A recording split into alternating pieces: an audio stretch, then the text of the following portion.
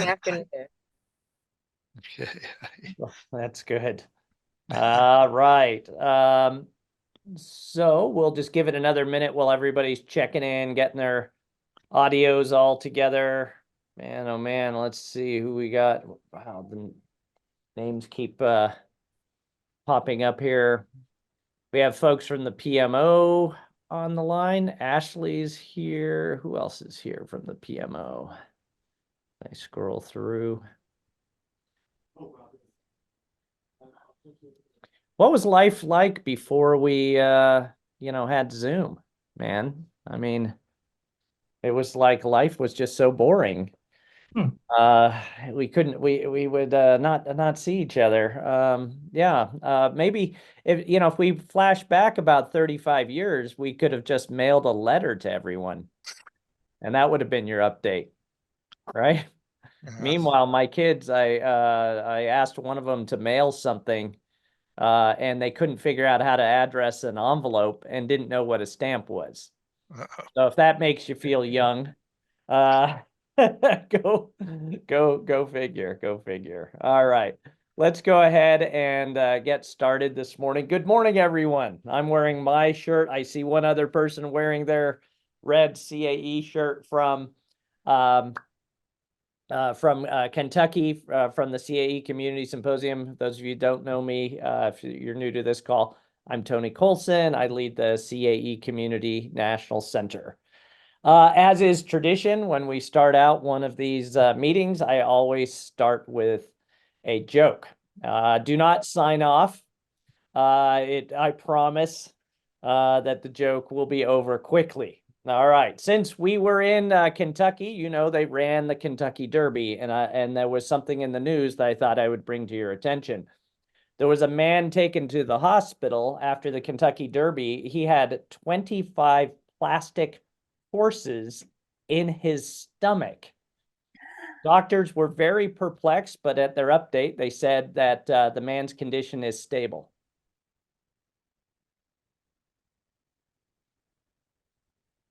I got a lot of head shaking on that. So, all right. Okay. Well, there we started with the joke. So now we'll proceed. So the CAE Community Symposium, as I said while we were there, was the largest attended CAE event we've had to date. Attendance versus registrations was around 93% of you attended, which is absolutely amazing. We topped over 500, and I think it was like 515 or something like that. That was the final head count. If you are waiting for travel assistance, you to watch your email box. If you had applied for travel assistance, I know that our travel office or event staff is reaching out to you to get that process moving as quickly as possible. The event survey that we had, a majority of very positive comments. There were a few things that popped up that were people were less than satisfied. A lot of them related to food. I think we have some people that might work for the Zagat Guide or Michelin, but I appreciate your feedback. We always look at the feedback, and then we try to see what we're going to do next time around. The next year, it will be in April in Charleston, South Carolina.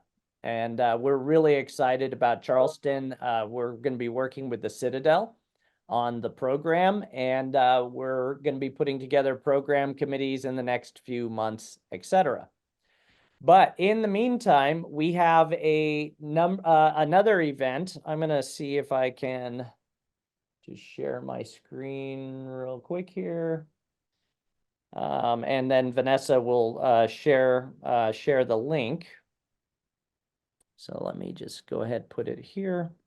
So those of you that are attending the NICE conference, we added an event to the tail end of the NICE conference this year. It's not mandatory to attend, but if you're at the NICE conference and you would like to come, we are doing an event on the impact of the CAE program on the national cybersecurity workforce.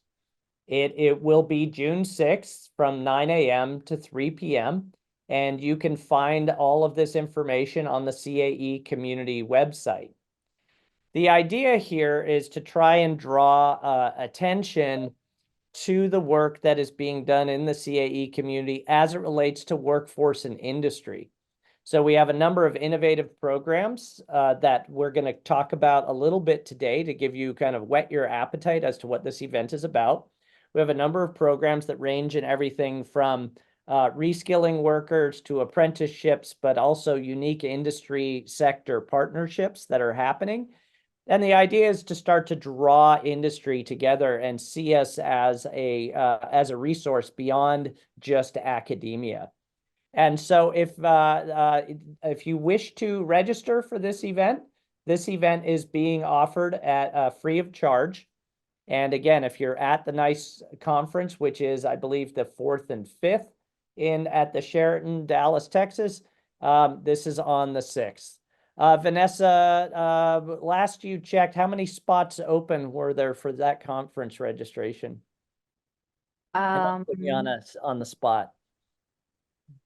I have it open. We have about a little over 80 spots left. Okay. So if you could drop the link, the CAE community link in the chat. Oh, Gretchen already beat me to it. Vanessa, can you put that in the chat? I'll put it again. It's up at the top. Yeah. Drop it again. Drop it again. And so if you want to register for that event, we'd love to have you. And we're going to have some booths there, and you can talk with birds of a feather about really tying your academic program to some industry partners and some unique ways that we are trying, again, to reach out to show that we're not just about curriculum, but we're also serious about getting people into the workforce at the community college and at the university level. Vanessa, was there anything before I introduce our guests today? Was there anything that I needed to talk about? No, you did it all. Thanks, Tony. All right, we did it perfectly. Or at least I like to believe that. So first up, we're going to talk about some of the initiatives that will be at this workforce event. And the first up is Charles Rouse. He runs a program called the Inland Empire Cybersecurity Initiative, which is a industry partnership that focuses on apprenticeships. So take it away, Charles. You have 6 minutes. Very good. Good morning. Right. So as Dr. Colson said, a few years ago, our state governor and the Department of Labor for California invested in an initiative to address the critical shortage of cybersecurity professionals in the state, and specifically in Southern California in our region. So with that and sponsorship from the National Security Agency, we have structured a cybersecurity education pipeline for our region that identifies talent early, we recognize talent as early as middle school, and we'll mentor those students through high school, into the gateway community colleges of our area, into our cybersecurity program to where they can take advantage of the student opportunities that we have at CSUSB Cyber. And that's in scholarships, tuition assistance programs. We have a national research program, and in the area of workforce development. So more recently, a congressman in our area and legislation on our behalf has awarded us from Congress an additional $1 million to invest or to create a workforce development tech hub here on our campus that will support an area where the students that come through our pipeline can experience development in workforce, where we engage them with employers and have a hub there for collaboration and training. So as a part of this pipeline, as the students come through, once they get to CSUSB, through this Inland Empire Cybersecurity Initiative that we have, let me backtrack just for a second. With the cybersecurity initiatives that we have in the area, let me share my screen here just for a moment. The way we've done this is set up a coalition team of partners in our area that consist of 3 gateway community colleges in our area.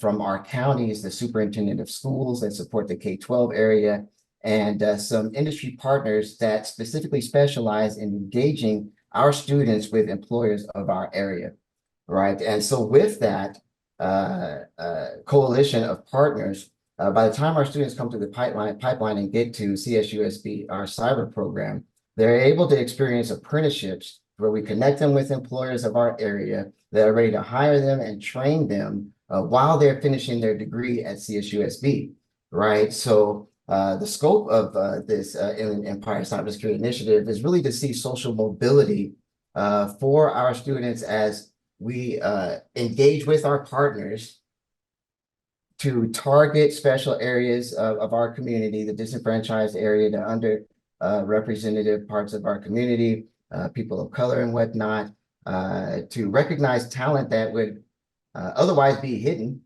right? To recognize it, develop it.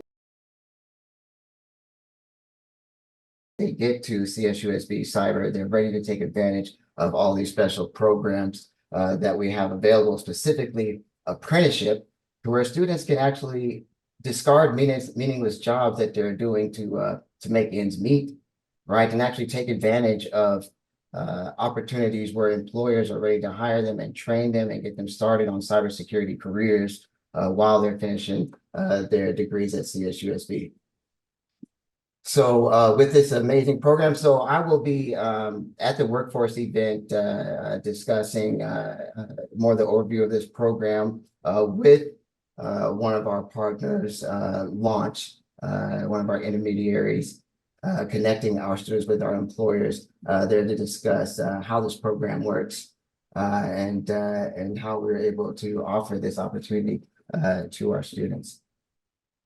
All right, so that's our program in a nutshell, right? So if there's any questions, though, on the program and our coalition, entertain that for a moment.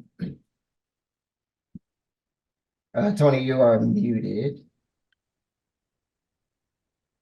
Chris Simpson has a question in the chat.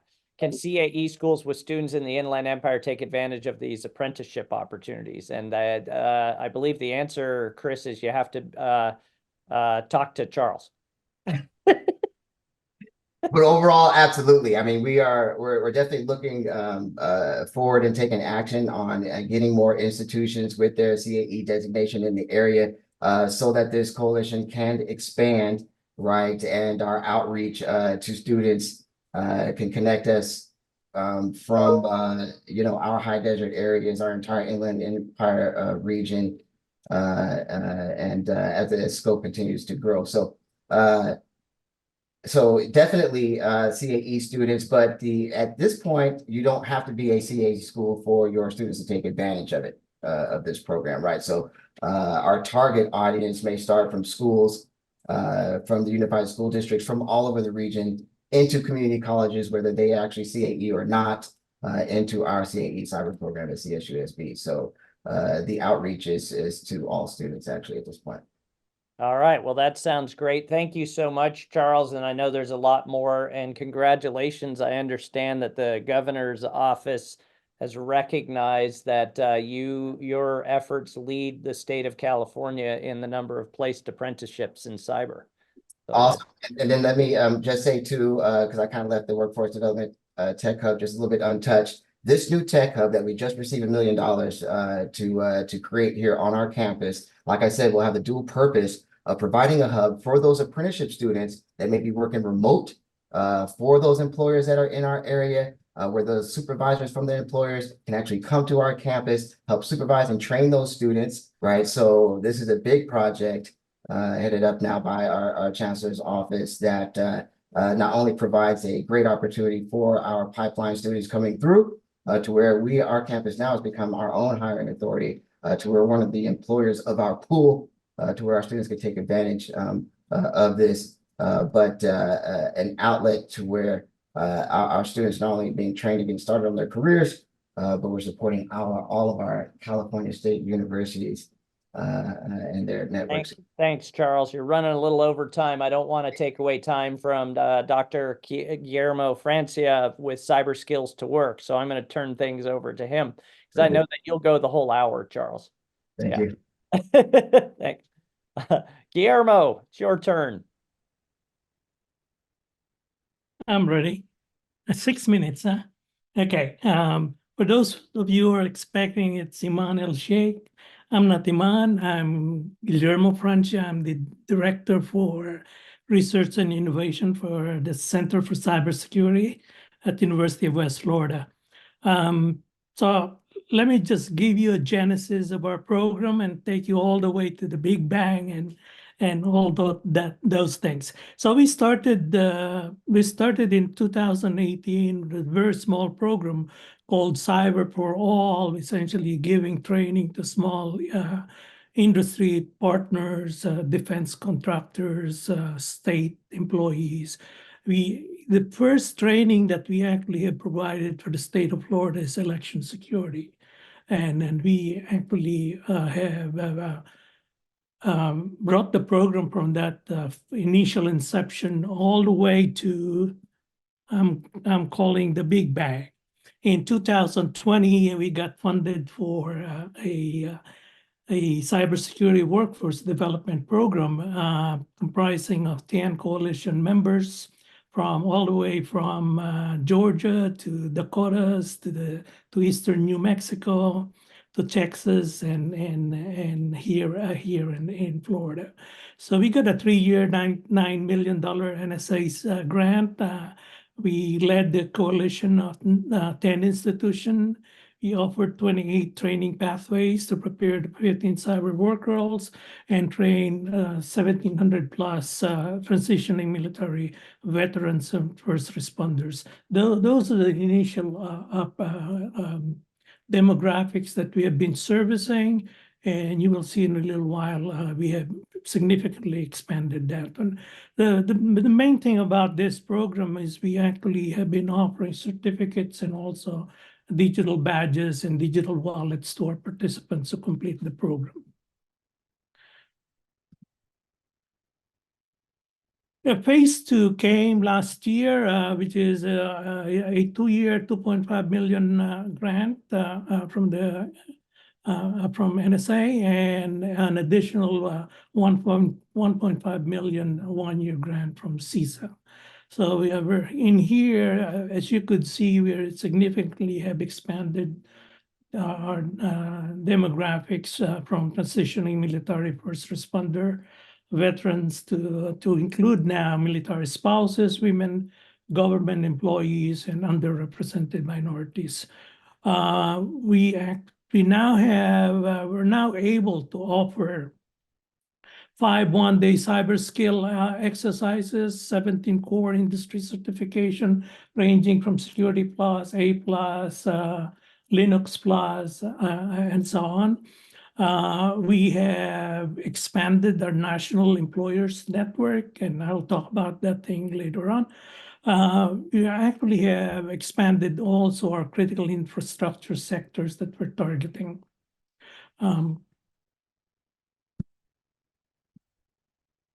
So here's a recap of the 2024 Cyber Skills to Work program overview. We have all this industry certification from A+, all the way to ISACA's Information Security Manager.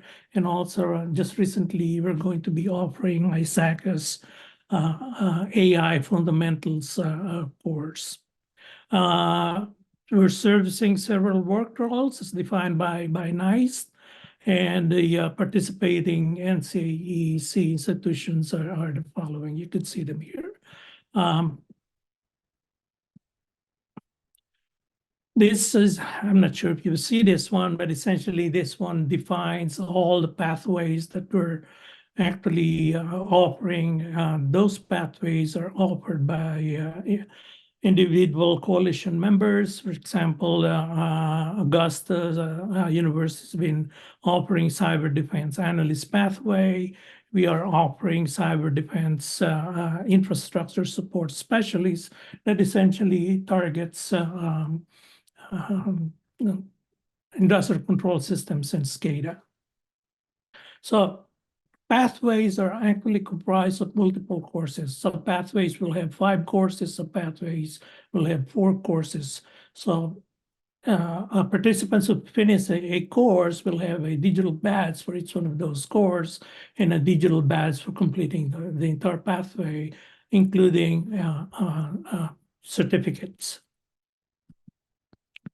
So this is essentially a summary of what we've been doing right now. The thing that I haven't told you about is the Florida Cybersecurity Training Program. This is an $8.3 million Cyber Florida grant that came to us just last year. This is essentially a program administered by Cyber Florida, funded by the state of Florida. So legislation came about last year. The Florida governor recognized the importance of cybersecurity, so they came up with some.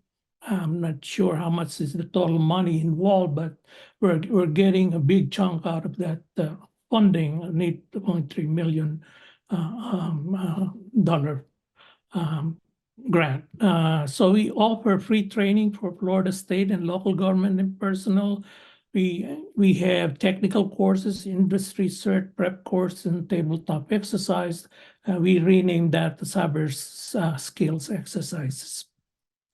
We have 68 courses offered from since July 2023. We're on the verge of offering a few more courses for the second half of the year. But the thing about this one is it's limited to Florida state employees. We were also funded, as I mentioned before, a $1.5 million grant from CISA. Essentially, the objective is to design and implement critical infrastructure security training program. And this essentially is one of the main feature of this program is to offer cybersecurity exercises that targets critical infrastructure sectors. One of them is government facilities, the energy sectors. We offer ICS and SCADA security. For the IT sector, we offer the one-day course on NIST frameworks and standards. For the transportation sector, we offer maritime security. And for the waste and water and waste sector, we offer a water and waste security exercise. So these are the courses. This is an old flyer. It hasn't been updated, but we were going to be offering a few more for cyber skills exercises starting July up to December. And this is essentially a picture of our cyber range where we actually hold all those hands-on exercises, hands-on experimentation. And our national employers network is a way to connect learners with employers and job opportunities. That's actually, as we speak, we just enabled that one. So we're doing a lot of testing the past few months. At this point in time, it's enabled, so employers could actually get into the website, register, and start posting their job openings so that they could connect to prospective employers. We are almost out of time here. Okay. Actually, you're I'm right gonna at skip the this mark. one. So Okay. go ahead I'm gonna and skip finish this up, please. Okay, and I'm not going to talk about scholarship, but essentially this is what this is our outlook. The sustainability and scalability plan is to actually involve more of the government employees in the program, get more coalition members to our group, and expand our target populations. And I think that's it, Tony. All Thank you. right. Well, thank you very much. It's a very great little program that you have going on there. Not little, that was a wrong adjective. It's big. Those are big numbers, and it really shows the impact. And I look forward to seeing an expanded version when we're out in Dallas. Next up, we have Michael 2. So Michael, you ready to go?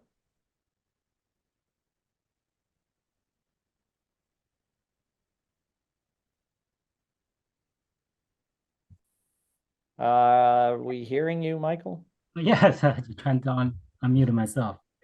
Okay. How do I go back?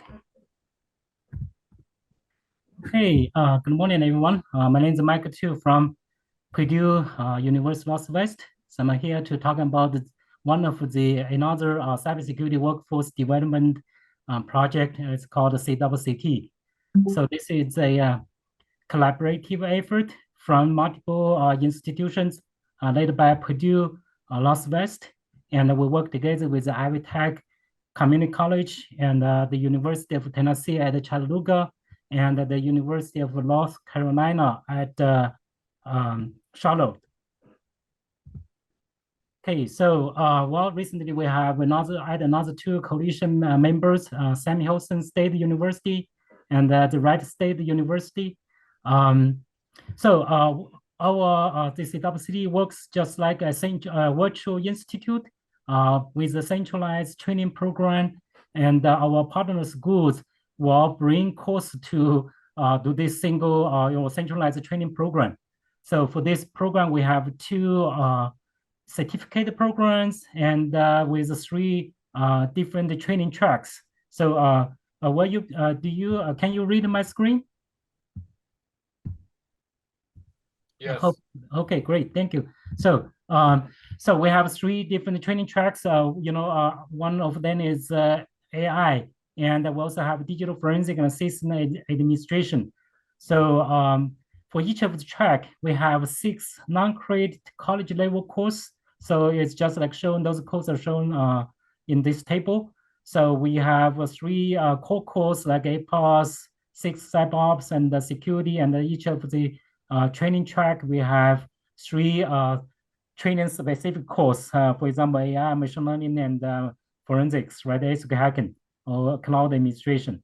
So those courses are offered over Zoom. So they will have a instructor delivers live lectures, the work interact with the participant in the Zoom. And for those who cannot participate, attend lively, then they have we record the lectures and then they can read later. Okay, this long credit course, but they can receive the transcripts through the workforce program, and also they will receive a program completion certificate if they finish either the 3 course certificate program or the 6 course another certificate program, right? So this course will be delivered in 8 weeks. So it's just like the community college settings.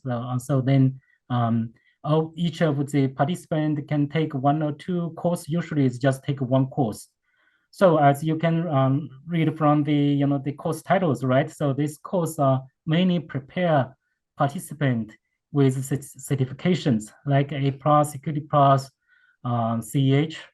And besides this, the course itself is not just for the certification, but also they have hands-on labs and the projects and cover all the fundamental topics. So after they successfully pass the course, then they need to take another exam preparation, kind of like a course, but it's self-paced. So then they need to get 90%, then they can get get a voucher, free voucher. So besides the placement, besides this training, we also work on help the participant on the placement. So we have run career development workshops, help them to develop resumes, but also let them to know what they're looking for, right? The industry or employees looking for. Talk a lot about the security clearance things. And then we also run the virtual job fairs. So we have employees come to those job fairs and then talk to the participant, and then they can apply jobs. And we also try to work with the apprenticeship program, and we have a few, not many, a few have gone through the, at least they try to go through the apprenticeship program at Purdue. So here are some of the statistic data. Okay, so we have received 15,000 applicants, unique applicants, and so far we have enrolled about 2,500 participants and about 700 complete those programs. And of course, there are a lot of dropout. If they have jobs or they have a change in their life or their work. Okay, so we have 73% is underrepresented or underserved. I think it should include underserved as well. And the 26% is female, and the current retention rate is 68%. And we have a majority of them are military veterans and first responders. And we also connect some of the interesting data about their, like age and about their, education background. So majority of them, 75%, then actually has a bachelor degree or higher. Okay, and some of them have a combination of those high school diploma and then maybe military, right? Education. So we work with a lot of industry and government, agencies. Okay.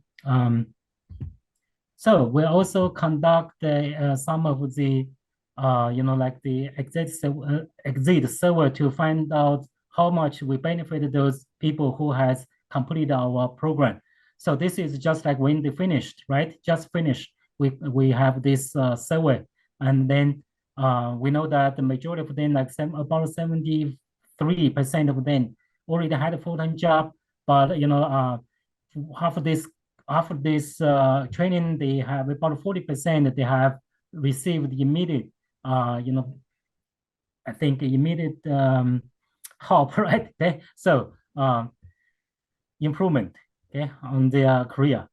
So so far we also have worked with some other like agencies like DOJ. So we trained another 60 law enforcement officers and work with DOD Viceroy program to train, I don't know, about like 20 students, traditional students, to receive certificate program certifications, and doing some other things.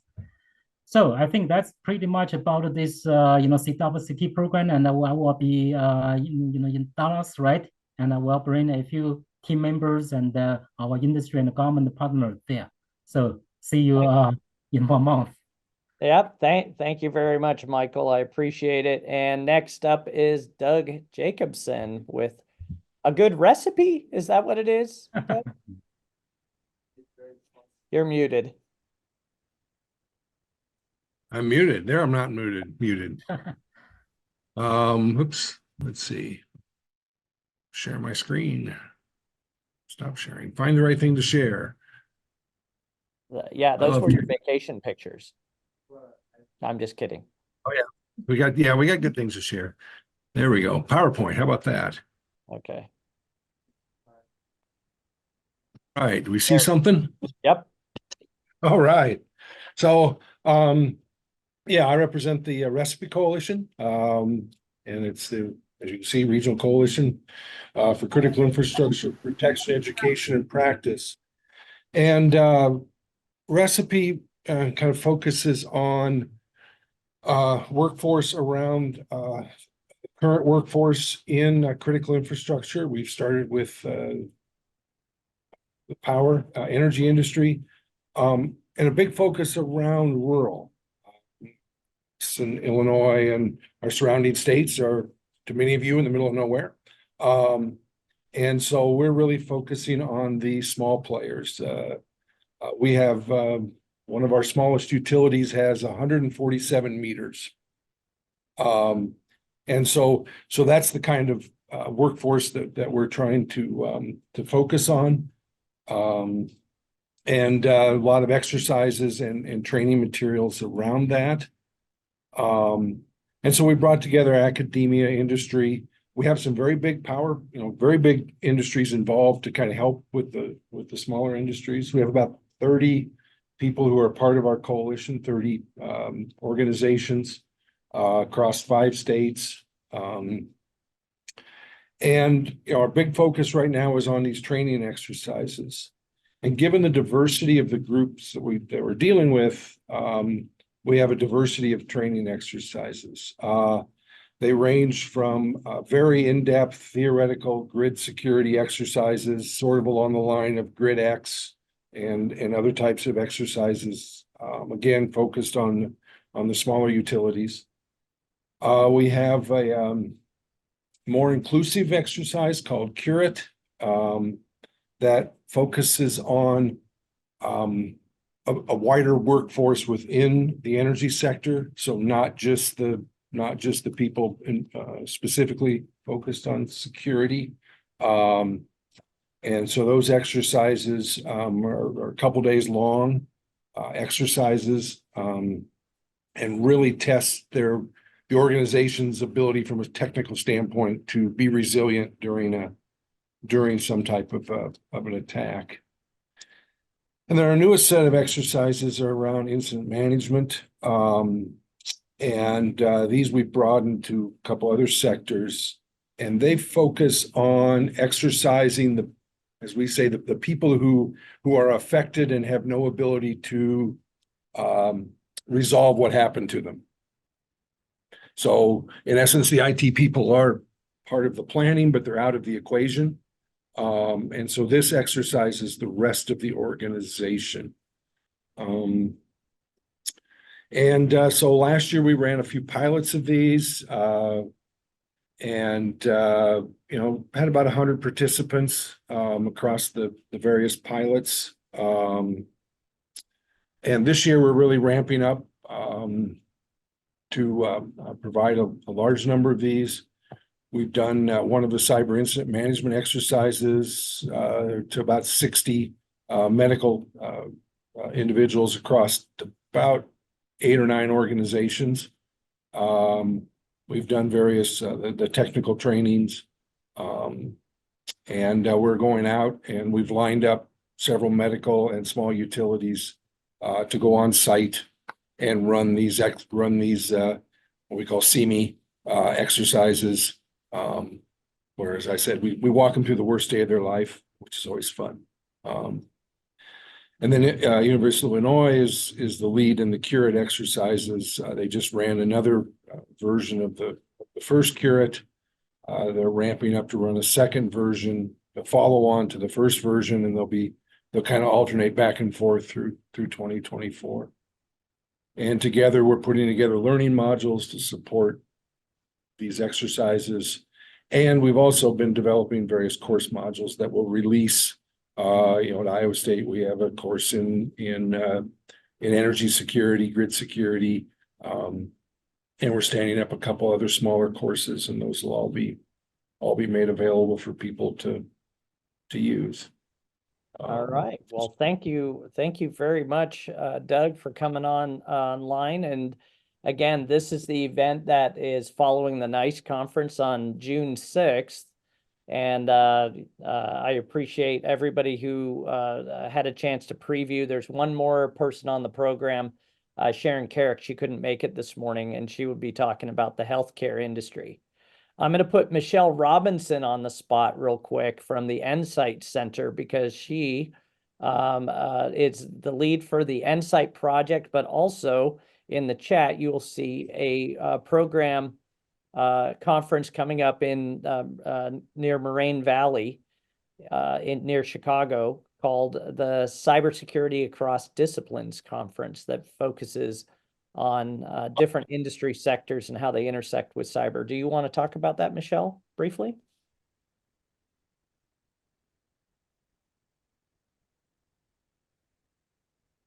Thanks, Tony. Sure. So we are holding our second inaugural Cybersecurity Across Disciplines event. Can you hear me? Yep. Okay. Cybersecurity Across Disciplines event. It's an opportunity for academia and industry to come together and form relationships and collaboration, but also learn about cybersecurity and its impacts across the different critical infrastructure disciplines. And again, an opportunity to form relationships if they aren't already established for curriculum development, internships, apprenticeships, and other opportunities for collaboration. So if you haven't yet registered for the event, I put the link to the event site in the chat, and we'd welcome your participation and joining us. It's June 12th and 13th. It is at Moraine Valley Community College in Palos Hills, Illinois. And again, we welcome you all. Great. Thanks, Thanks for letting Tony. me put you on the spot, Michelle. No problem. Thank you. You're welcome. All right. With that, I think we are at the end. I know we have a couple of folks from the program office online. Do you have anything that you needed? You're welcome to unmute if you're from the PMO, and away we go. Michelle or Ashley, I see you're on, but anybody else, if you have an announcement of any type? Tony, I'm good. This is Ashley. Nothing to report. Very good. Thank you very much. With that, I will call this virtual monthly meetup closed. Slides will be available, as you can see in the chat, will be on our VMMU webpage on the CAE community website. And so we hope to see you soon, and we'll have some more announcements coming up. Also, remember that we have the virtual career fair that'll be starting in September. So those of you that are heading off to your summer break, thank you very much. It was great seeing you. Have a great vacation time. And those of you that are heading into commencement, don't forget to congratulate those students for their awesome accomplishments. Thank you very much. Thanks, everybody. Take care, bud. Thank you.